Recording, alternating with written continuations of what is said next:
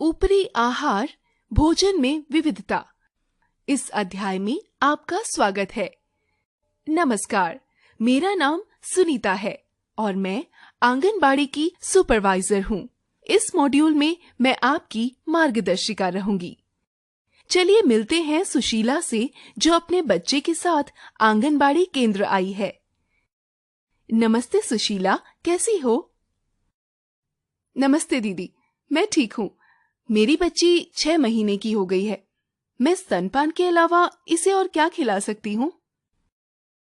इस मॉड्यूल के अंत तक आप जानेंगे कि बढ़ते बच्चों को किस तरह के पोषण की जरूरत होती है, विभिन्न खाने के स्रोतों का महत्व क्या है, यह सुनिश्चित कैसे करें कि परिवार घर में उपलब्ध सभी चीजें बच्चे को खिलाएं। ऊपरी आहार का प्रदर्शन। आइए देखते हैं कि आंगनबाड़ी कार्यकर्ता मेघा अपने गांव में क्या करने जा रही है। नमस्ते मेघा दीदी। नमस्ते कमला, कैसी हो? बच्चा कैसा है तुम्हारा? क्या बताऊं दीदी, कुछ भी खिलाओ पर कमजोर ही रहता है। इनसे मिलिए, ये मेरी सहेली आशा है। इसका बच्चा भी 8 माह का है, पर यह इतना स्वस्थ है। आशा, बहुत सुंदर है तुम्हारा बच्चा। धन्यवाद दीदी। अच्छा कमला, यह बताओ क्या क्या खिला रही हो अपने बच्चे को? दीदी, मैं इसे अपने दूध के अलावा कभी कभी दाल का पानी, दलिया और चाय में भिगोकर बिस्कुट खिला देती हूँ। और आशा, आप अपने बच्चे को क्या खिलाती हैं? दीदी, मैं तो घर में बनी हुई सारी चीजें खिलाती हूँ, जैसे दाल, सब्जी, दही इत्यादि।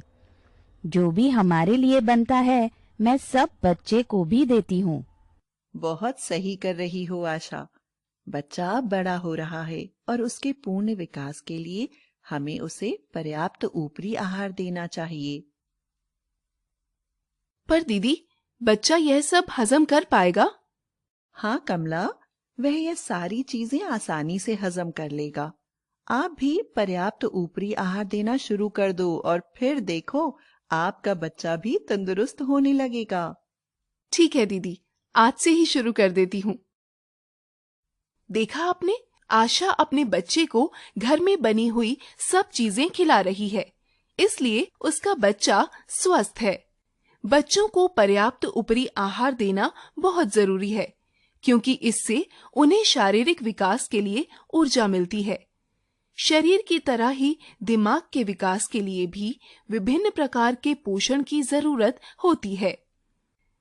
किसी भी तरह के पोषण की कमी का मतलब है कि सीखने की गति का धीमा हो जाना।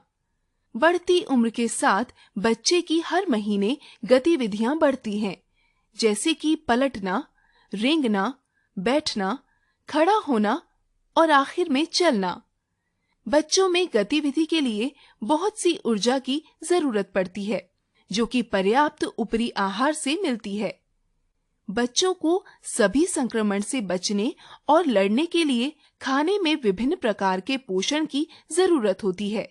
पोषण के अभाव में बच्चा गंभीर बीमारी का भी शिकार हो सकता है।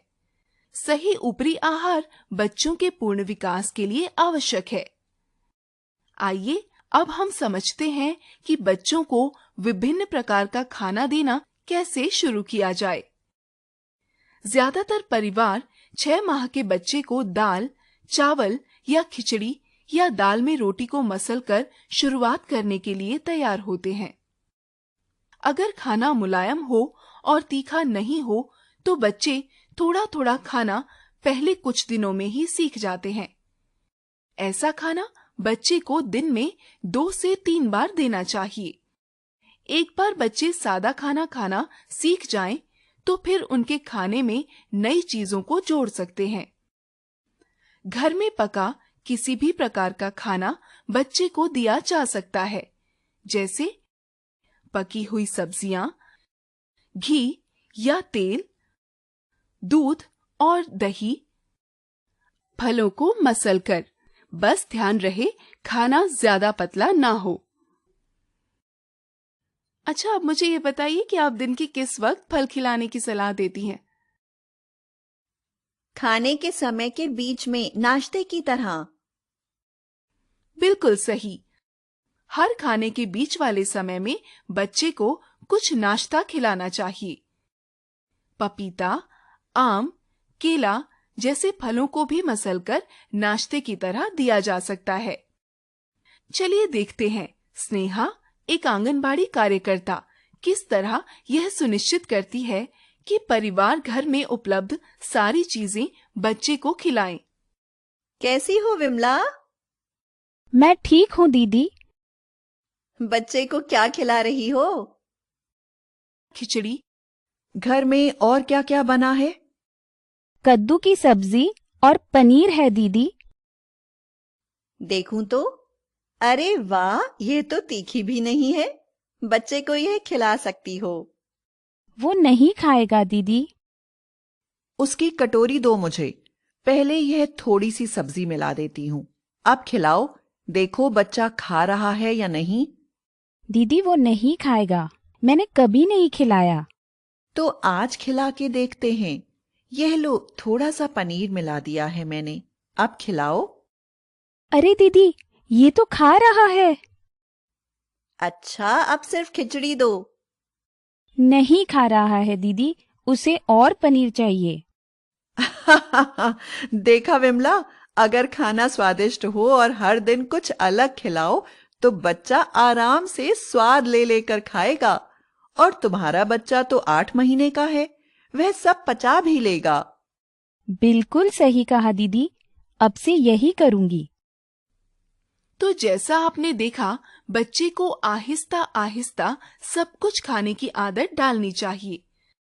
हम गृह भेंट के दौरान यह सुनिश्चित कर सकते हैं कि परिवार घर में उपलब्ध सभी चीजें बच्चे को खिलाएं।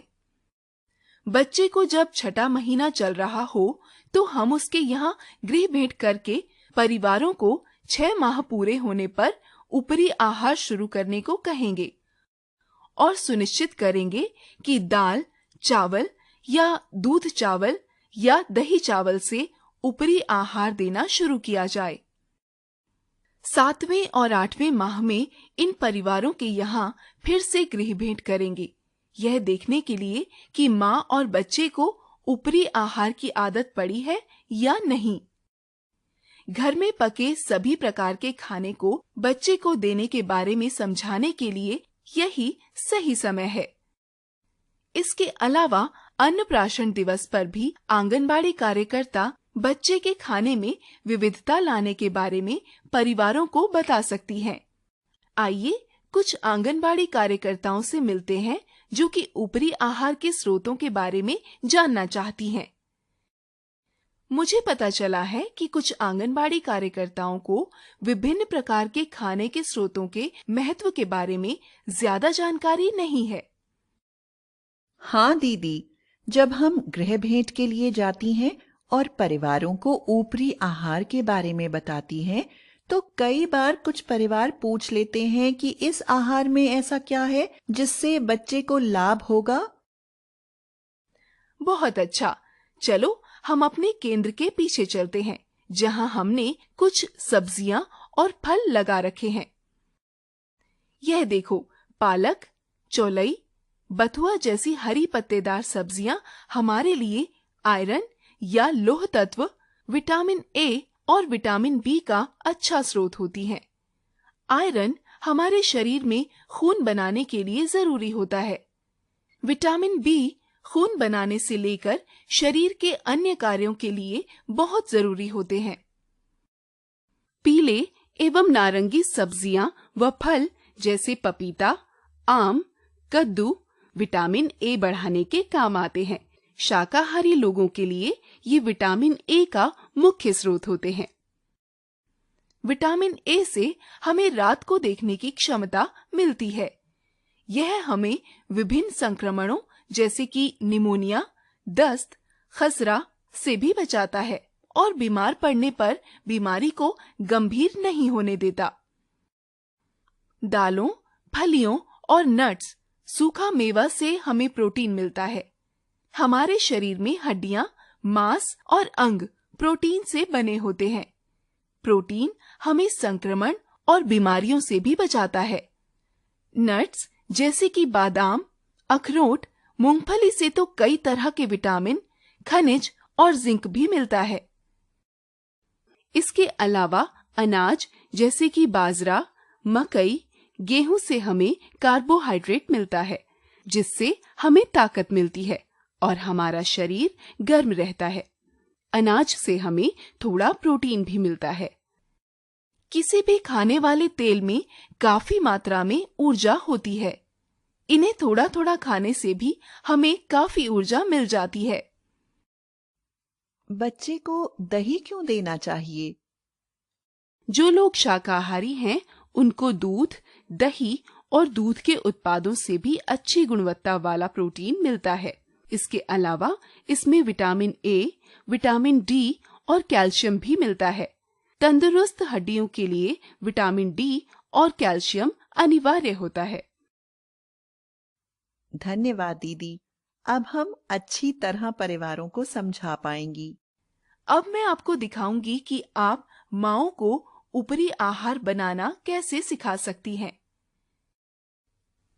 आप इसको घर पर या आंगनबाड़ी केंद्र में अन्नप्राशन दिवस पर सिखा सकती हैं। सबसे पहले अपने और माताओं के हाथ अच्छे से साबुन से धो लें। माताओं को दाल चावल या दही चावल या दाल में मसली हुई रोटी जैसा खाना तैयार करने में मदद करें। फिर उसमें घी या तेल की कुछ बूंदें मिला दें। अब माताओं को तैयार खाना बच्चे को खिलाने को कहें। जब बच्चे खाना खाने लगें, तो उसके एक भाग में घर से लाई सब्जियां में से कोई एक चीज को अच्छे से मसल कर थोड़ी मात्रा में मिला दें। अब माताओं को उसे खिलाने को कहें। इसी तरह से खाने के दूसरे भाग में कुछ और चीज मिलाएं और उसे भी बच्चे को खिलाने को कहें।